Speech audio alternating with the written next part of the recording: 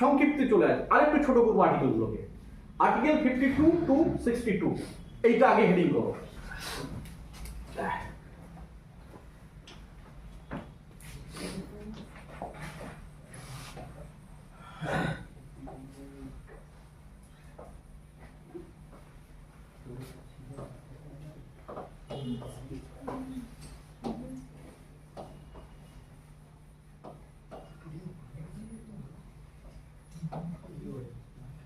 Article number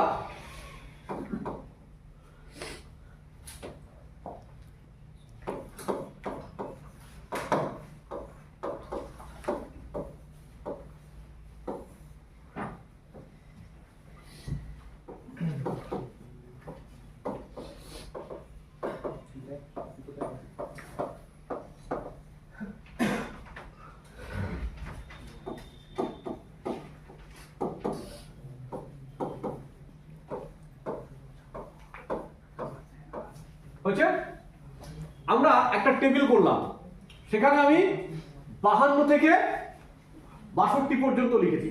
ঠিক আছে, এইবার আমাদেরকে এই প্রত্যেকটা article, that is very important to your competitive exam. ঠিক আছে, প্রত্যেকটা আর্টিকেলে কি বলা আছে এটা আমাদেরকে জানতে হবে, তাহলেই বিষয়টা ক্লিয়ার হয়ে যাবে। ঠিক আছে, আচ্ছা আমি 52 নম্বর আর্টিকেল বলে দিয়েছি, there shall be a president of India. আমি বলে দিয়েছি 52 নম্বর আর্টিকেল। ঠিক আছে, শুধুমাত্র এটি বলেছে যে সেখানে আমাদের ভারতবর্ষে একটি মাত্র রাষ্ট্রপতি থাকবে, এখানে বলা হয়েছে 52 নম্বর আর্টিকেল। ঠিক আছে, 53 বলা হয়েছে, কি বলা আছে 53 কি আছে বলো? 53 কি আছে? Functions, power and functions of the president. ঠিক আছে, power and functions of the president, article number 53। আমি এটা নিয়ে পরে আসবো, পাওয়ার and function.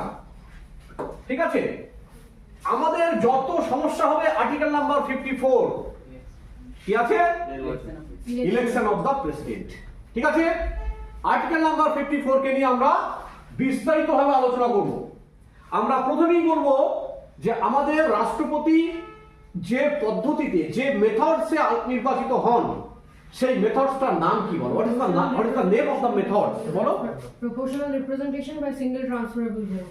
Proportional representation by single transferable vote, মানে হচ্ছে একক হস্তান্তরযোগ্য সমানুপাতিক প্রতিনিধিত্ব।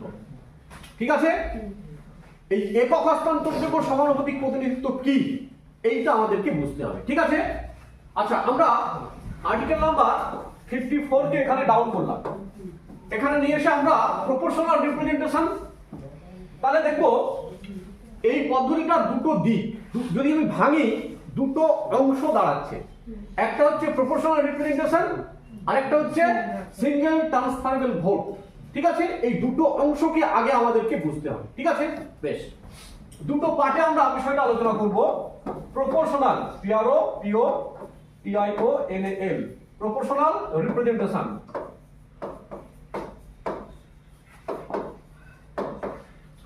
হচ্ছে এইটা, this is the first part. Second part হচ্ছে সিঙ্গেল ট্রান্সফারেবল ভোট।